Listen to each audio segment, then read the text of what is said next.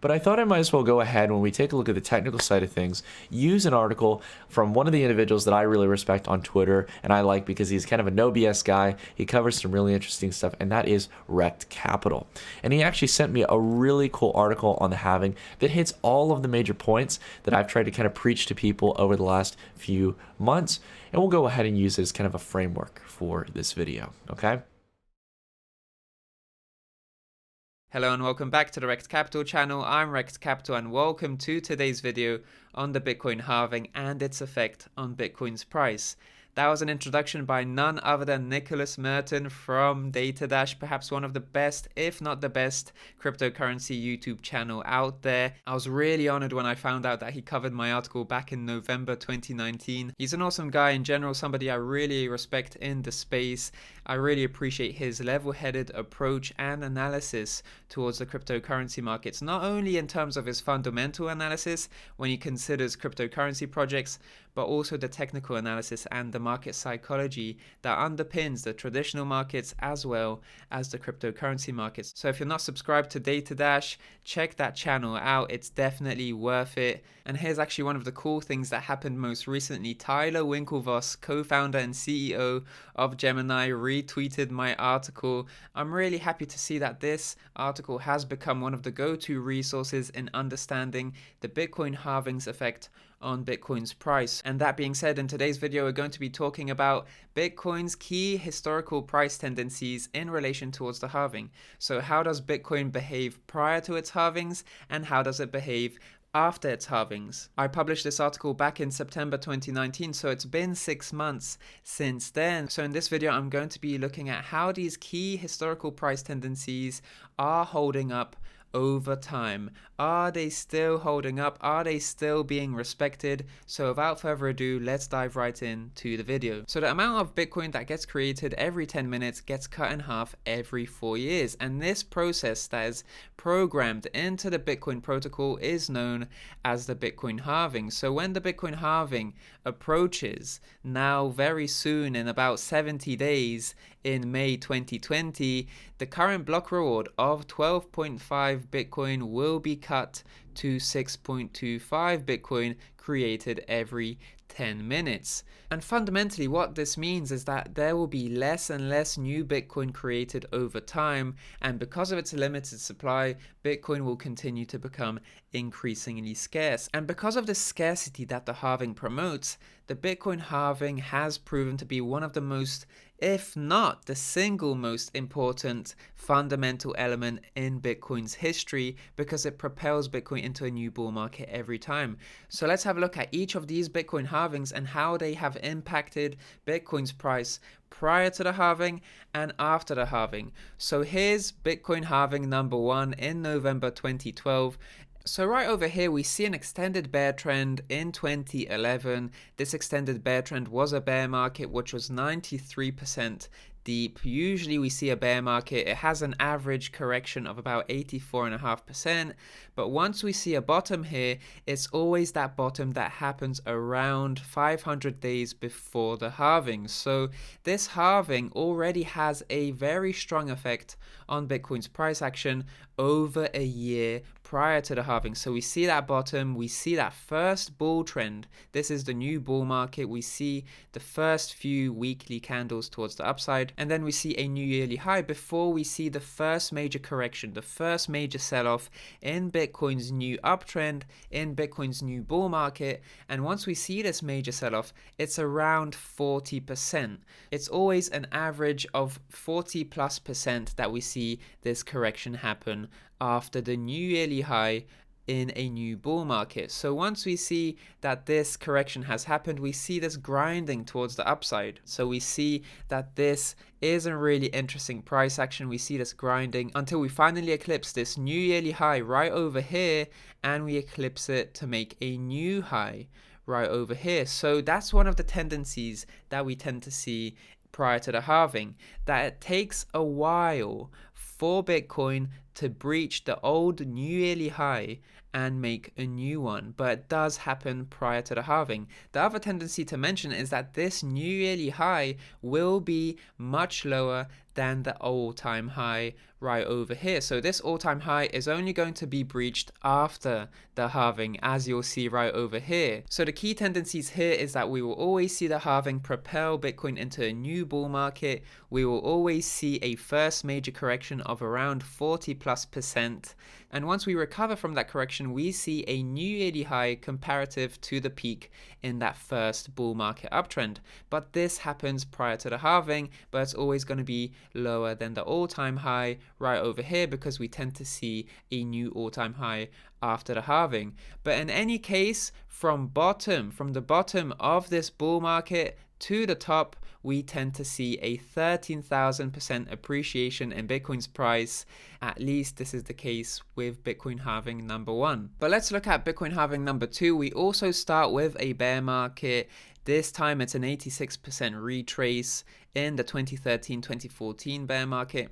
And then we have that ranging period. So we see this consolidation, this accumulation period for Bitcoin, where there is a higher low right over here. You won't see it on this chart, but this is essentially premium buying by bargain hunters, because we see people buying at a higher and higher price, this higher low showcasing to us that people want to buy Bitcoin at a premium in that accumulation zone. But once we see a breakout to the upside, we see the beginning of a new bull trend. And the situation here is very similar. So once we break out to the upside, we have that new bull trend. We peak here for the first time in that first initial uptrend for Bitcoin, and then we see a correction, and this correction is over 40%. But then we see a recovery, and then we just see this grinding price action until we see an eclipse of that old yearly high right over here, and we see a new yearly high. And this has happened once again prior to the halving. And of course, the new all-time high happens afterwards, after the halving. But overall, we see a 12,000% increase from bottom to top of the bull market. So that's an interesting thing to notice, that with Bitcoin halving number 1, we saw from the bottom to the top of the cycle, it was over 13,000% gains. And with Bitcoin halving 2, from the bottom to the top of the cycle, it was over 12,000 gains. And these are essentially the key takeaways after comparing both halvings. The Bitcoin halving is a key catalyst to beginning a new Bitcoin bull market. Bitcoin has rallied between 12,000% to 13,000% in each of its halvings to date. And if we just look at Bitcoin halving number 3, and of course this chart is from September 2019, but overall this is where we peaked. This is where we had the new yearly high, right, of 13,900. So essentially speaking, right over here, this was before we saw that 40% correction. So if we talk about Bitcoin's price action prior to halving 3, this snapshot essentially showcases to us a period of time right over here prior to Bitcoin halving number 2, because we see that new yearly high and we see that 40% retrace before a recovery. And the same over here, we see that new yearly high prior to Bitcoin halving 1 before that 40% retrace right over here. So this was more extended over time compared to the retrace right over here. And of course, with the Bitcoin halving number 3, prior to halving 3, we saw a retrace towards 6,500, roughly speaking. It was quite a drawn out retrace, but we have since bottomed out on that retrace. But later on in the article, I do look at Bitcoin's price and divide it into pre-halving and post-halving periods. So if we look at Bitcoin halving number 1, prior to halving 1, we'll notice that from the bottom of its bull cycle all the way to the new yearly high prior to Bitcoin halving number 1, that was a 600% increase. And we see something very similar, that the bottom of this bull market before Bitcoin halving number 2 and all the way towards the peak of Bitcoin's price prior to halving 2, we saw a 383% increase. So the thing here is that number 1, before halving 1, we saw that that increase was around 2 times bigger than the increase prior to halving 1, from the bottom to the peak prior to halving 2, right? Because this is 383%, and over here we have 600%, roughly speaking. But what I'd like to draw your attention to is that right over here, prior to halving 3, we're actually seeing that from the bottom of the bull cycle to the new yearly high, prior to halving 3, we already saw a 300%, 340% increase, which is very similar to the increase that we saw prior to halving 2, right? So it's very interesting to see that the price action prior to halving 2 is very similar to the price action prior to halving 3, in the sense that they have a very similar magnitude, 380% over here and 340% over here. That's an interesting observation. So pre-halving 2 and pre-halving 3 are quite similar. But the number one thing that I'd like to show you is that before the halving, we do see a new bull cycle emerge. We see that first major correction, and we of course see a pre-halving retrace on that, which I'll just talk about in a second. But the growth that we see prior to the halving isn't as impressive as the growth that we see after the halving. So it's very interesting to see that prior to the halving, we see some impressive growth for sure, but it's only after the halving where we see exponential rallies towards the upside. That's something to bear in mind, because this is fundamentally a very key tendency in Bitcoin's price in relation to the halvings, that most of the exponential growth occurs after the halving. So that's something to bear in mind. Of course, the other tendency is that Bitcoin experienced stronger and quicker growth prior to halving 1 compared to the growth prior to halving 2, because after all, if we look at this 600% increase prior to the halving 1, it took around 273 days, whereas the increase before halving 2 was about 383%, but took almost twice as long. So very interesting to see how we saw in a younger Bitcoin market, we saw exponential movements over a shorter period of time prior to halving 1. But prior to halving 2, we saw a bit of a more of a mature market where these price movements took a little bit more time. But 4 years since then, it's very interesting to see that we're still seeing the same exponential growth prior to halving 3 as we saw prior to halving 2. So even though 4 years have passed, the market cap has increased significantly for Bitcoin, we're still seeing very similar movement as we saw prior to halving 2. But here's a very important tendency that is very current right now, because we're seeing Bitcoin slightly decline in its price action, and it kind of ties in with the fact that we have a pre-halving retrace prior to each halving. And the reason I say that it kind of ties in with it is that I don't necessarily believe that what we're seeing in Bitcoin's price action right now is that pre-halving retrace, and I'll talk about this in a video this week, so feel free to subscribe to the channel so that you don't miss that video. I'm going to talk about the pre-halving retrace in a lot more depth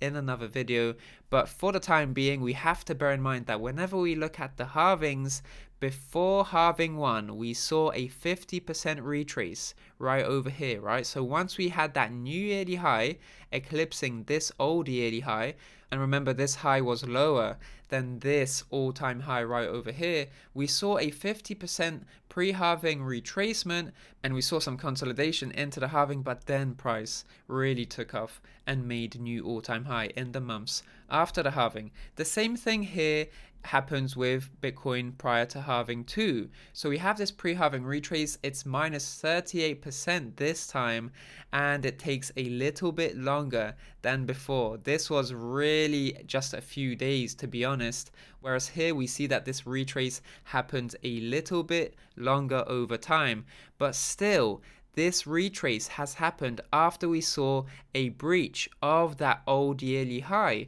So it's interesting to see that once we see a breach of the old yearly high, we see a new pre-halving retrace right over here, right? A breach of this old yearly high to make a new yearly high, and then a pre-halving retrace, and the same thing here. That's something we haven't seen with Bitcoin's current price action. We haven't seen a new yearly high from Bitcoin, and that's one of the conditions as to why I feel that this isn't a pre-halving retrace. But I'll speak about that in more depth in another video. But in any case, this is where I summarize the pre-halving retraces.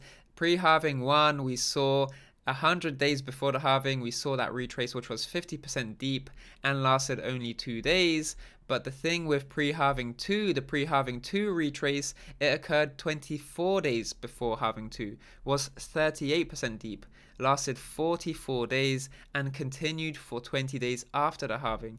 So that's quite interesting because we see that the pre-halving retrace carries on into and past the halving, when at least considering Bitcoin halving number 2.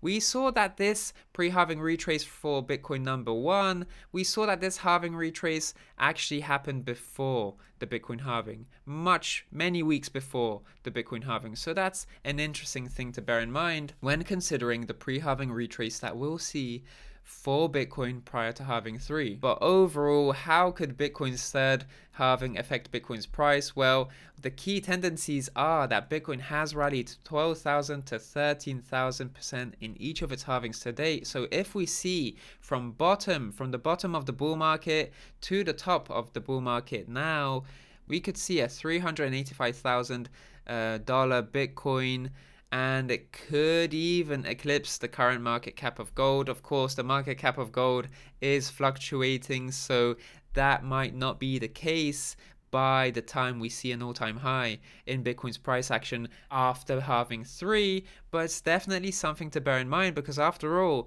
Bitcoin is heralded as digital gold, so it'll be interesting to see if Bitcoin will be able to eclipse the market cap of gold, but of course, many months until then, if at all. So something to bear in mind that this is a key tendency. And of course, the only time that we see a new all-time high in the new bull market happens after the halving. So if people are doubting that we'll see a new all-time high, of course that tends to happen many months after the halving. So that's one tendency to bear in mind as well. So in this video, we've already covered quite a lot of these fundamental principles, these fundamental key tendencies. So let's have a look at how in the 6 months since the article was published, how has Bitcoin's price action developed, and has it maintained its historical price tendencies in the 6 months that have since passed. So let's talk about some of the ways that these historical price tendencies in Bitcoin's price action have since developed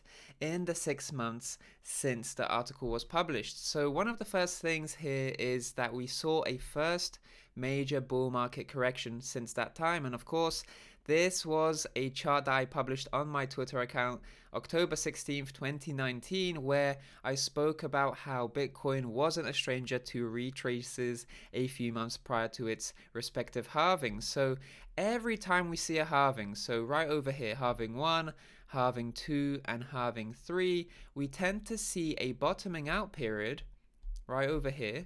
We tend to see a bottoming out period followed by an exponential uptrend towards the upside, and then that first major bull market correction. 45% retrace before halving 1 in that bull market.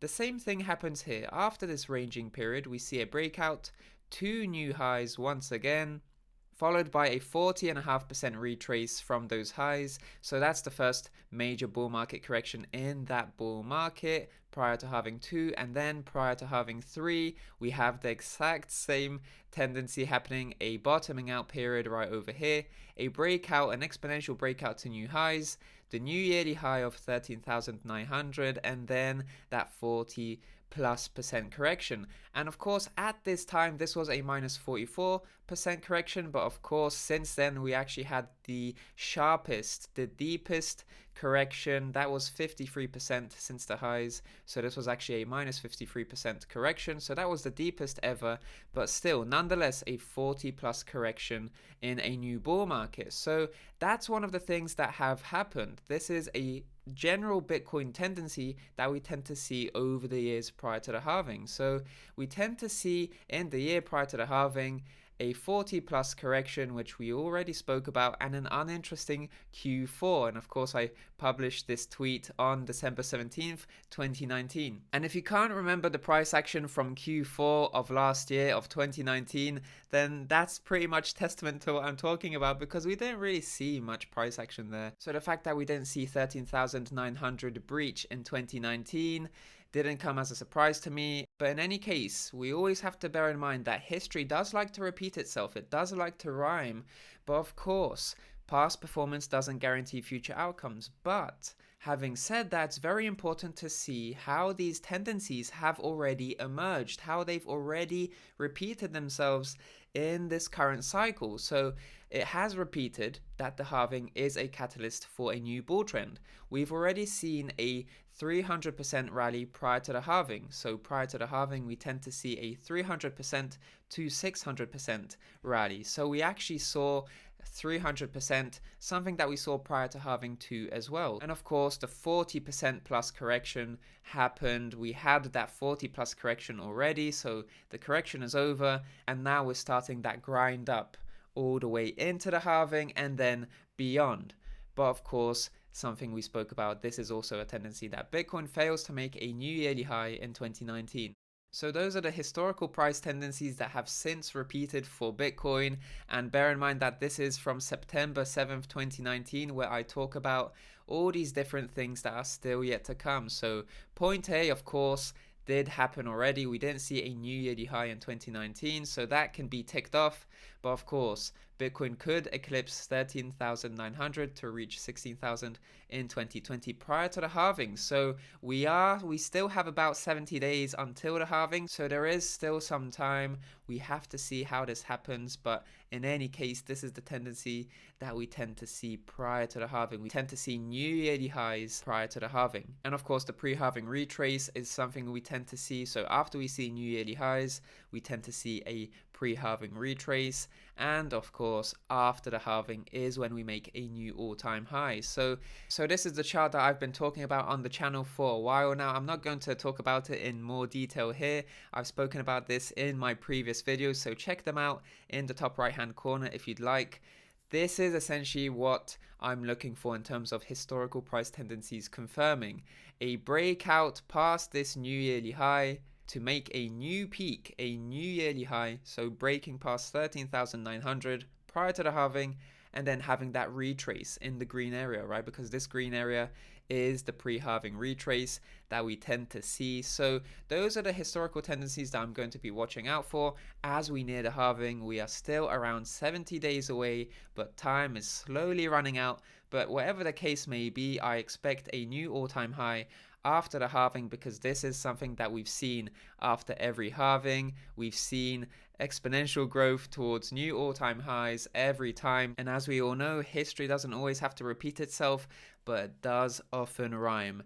Thank you so much for watching. Please consider dropping a like if you like the video, and of course subscribe to the channel for more videos like this. I'm more than happy to be pumping out this content on a daily basis as long as you guys find value in it. So drop a like, subscribe to the channel for more videos. I'm Rekt Capital, and I'll speak to you soon.